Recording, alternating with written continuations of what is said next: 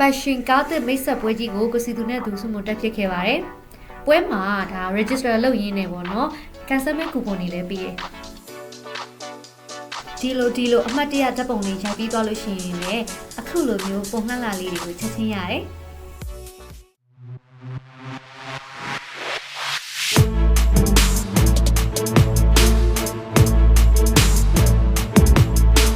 စီဗီကရှေ့က185နောက်က200ပေါင်းရင်3.5 horsepower 910 battery capacity 180.9 range က93030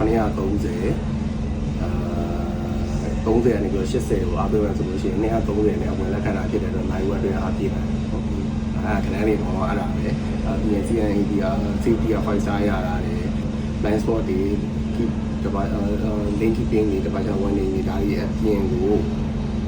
CRM ကို break ကိုတခါလေလုပ်ပေးမယ်စနစ်တွေပါတယ်။ပွဲမှာတေချာပြောနိုင်ဖို့အတွက်ဒါ Buriash Fashion ရဲ့ specification တွေကိုသူတေချာလွတ်ကျက်နေတာ။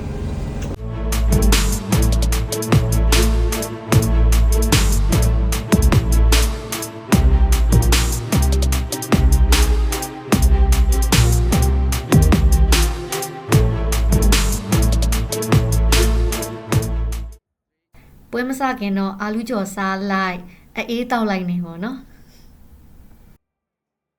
တို့ချိန်ပေးပြီးတော့တက်ရောက်ပေးကြတဲ့အတွက်လည်းတူအားလုံးအားရပါပါတယ်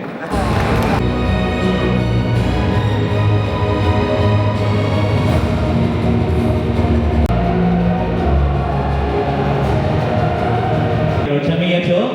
ကဲနေချူလေးနဲ့ကျွန်တော်ကားဆိုရင်လည်းကိုယ့်ရဲ့ blog တွေကိုရေးနေကြည့်ရတယ်ဆိုတော့ social influencer သူ့တူအောင်လုပ်ဖြစ်ပါတယ်ခင်ဗျာဒီကားက dual motor ဖြစ်တယ် front motor က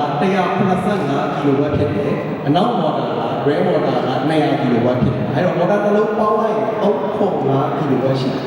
အဲ့တော့ EV တွေထဲမှာ sedan type ထဲမှာ385 kW motor capacity ရှိတဲ့ကားကိုဘောင်းကြည့်ရမယ်စဉ်းစားကြည့်လိုက်တော့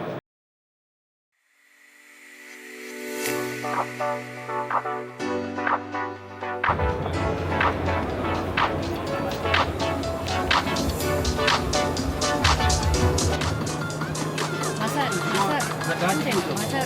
ခွင့်ထားတာအညောင်းရနှိပ်ပေး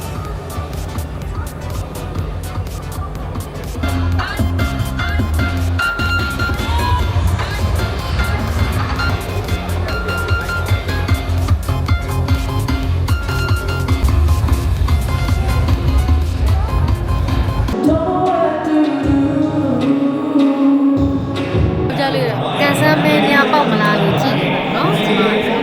ညှို့လင်းချက်ကြီးနဲ့စောင့်ပါတယ်ယောက်ျားလေးကိုပေါက်ပါတော့အာအိုင်ကန်ရအောင်